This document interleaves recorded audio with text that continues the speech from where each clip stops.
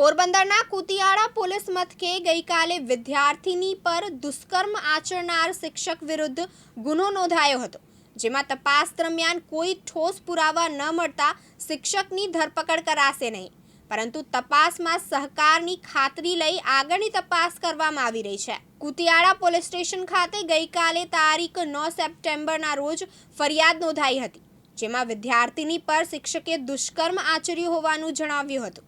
Police મથકે નોંધાયેલ POCSO અને બળાત્કાર એફઆઈઆરમાં તપાસ દરમિયાન બનાવ લગત સાયન્ટિફિક કોઈ પણ પુરાવાઓ મળી આવ્યા નહીં, તેમજ બનાવ સ્થળે ઉપલબ્ધ સીસીટીવી ફૂટેજ ચકાસતા તેમજ ભોગ બનનારે પોતાના પરિવારજનોની હાજરીમાં આપેલ પ્રાથમિક નિવેદનમાં ગુના લગત કોઈ સ્પષ્ટ અને ફળદાયક હકીકત જણાવ્યા નહીં, જેથી આ ગુનાના આરોપીની ધરપકડ કરવામાં આવી નથી। જરૂર જણાય ત્યાં તપાસમાં સહકાર આપવા અંગે નોટિસ આપી જવા દેવામાં આવ્યા છે। ઉડાણપૂર્વક તપાસ કરી મહત્વના પુરાવાઓ મેળવવાની તપાસ કુતિયાળા પોલીસ ચલાવી રહી હોવાનું પીઆઈ વિજયસિંહ પરમારે જણાવ્યું હતું। કુતિયાળા પોલીસ સ્ટેશન તાબાના મૈયારી ગામે એક શાળામાં એક વિદ્યાર્થીની ઉપર શાળાના શિક્ષક દ્વારા દુષ્કર્મ કરાયા હોવા સબબની એક ફરિયાદ અમને તારીખ 9ના રોજ મળેલ, જેના સંદર્ભે કુતિયાણા પોલીસ સ્ટેશનમાં તારીખ 9 સપ્ટેમ્બરના રોજ ફરિયાદ દાખલ કરવામાં આવેલી છે।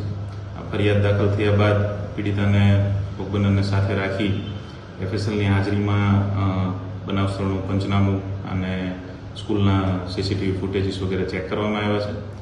આ સમગ્ર તપાસ દરમિયાન ગઈકાલ સાંજની સ્થિતિ સુધી કોઈપણ પ્રકારના બાયોલોજીકલ કે સાયન્ટિફિક પુરાવાઓ, ટેકનિકલ પુરાવાઓ મળી આવેલા ન હતા, જેના પરિણામે સીસીટીવી અને એ બધા પુરાવાઓને ત્યાંને લઈ ગઈકાલ સાંજે કુતિયાણા પોલીસ દ્વારા આક્ષેપિત જે શિક્ષક હતા એમને બીએનએસએસ અંતર્ગત નોટિસ આપી તપાસમાં સહયોગ કરવાની શરતે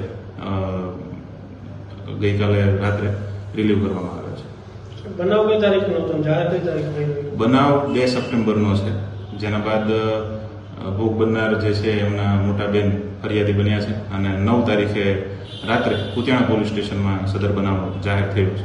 સર, ભોગ બનનાર જે દીકરી છે એ વારે વારે સ્ટેટમેન્ટ બદલાવે છે અથવા તો ઘટનાની જે સ્થળ છે એ વારે વારે બદલાવે એવું કંઈ આખું ભોગ બનનાર જે દીકરી છે એને સાથે લઈ સ્કૂલમાં એમના ક્લાસરૂમમાં એ જે સ્થળ છે એનું પંચનામું કરેલું છે, પણ એમના પરિવારજનોની હાજરીમાં જે સામાજિક કાર્યકર સહિતનાની હાજરીમાં જે નિવેદન લેવામાં આવ્યા છે ભોગ બનનારના, એમાં હજી સુધી બનાવ સાથે સુસંગત હોય એવી કોઈ હકીકત ભોગ બનનારે જણાવેલ નથી।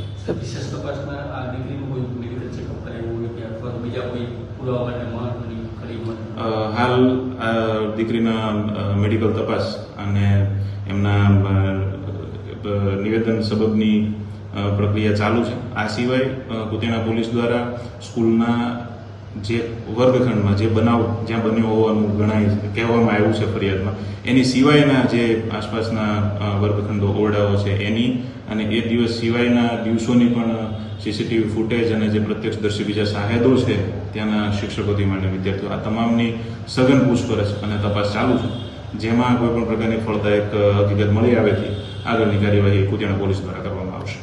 સાહેબ, સીસીટીવીમાં શું શું જોવા મળે છે ચેક કરતા? સીસીટીવી ફૂટેજ જોતા ક્લાસમાં જે રેગ્યુલર ભણવાનું જે